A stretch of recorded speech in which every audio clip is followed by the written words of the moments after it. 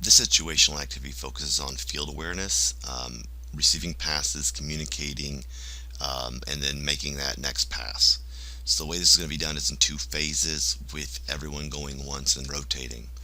The way the basic activity works in phase one is that you will have people lined up, and hopefully six people with one person in the middle. You'll have four balls outside that space. And what will happen is the player in the middle will call for the ball, communicate, I want the ball, which will be passed to them.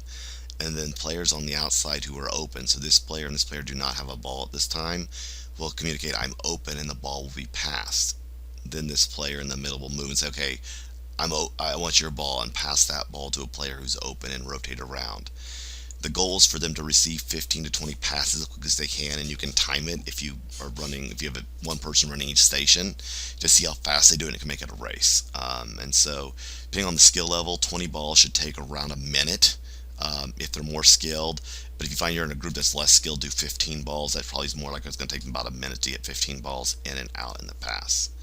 The second time you do this activity, basically you put two people in the middle doing the exact same activity, and now there's an opening spot. And so what happens is that they both need to basically race, and I forgot to put this on the screen, but they will race to 20, or no, excuse me, to 10 passes. Who can get to 10 passes first and count their passes.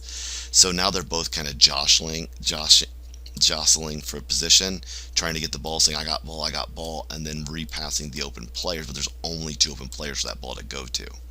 When these players pass, I want them to move. There's open spaces. So now these players are going to be open spacing and move if you have these numbers. Now, if you have more than enough players, so for example, if on this activity on the left you have, let's say, 8 players, that player can always just be in a moving position. And so when they receive a pass, they receive it, but then they move their position if you need it.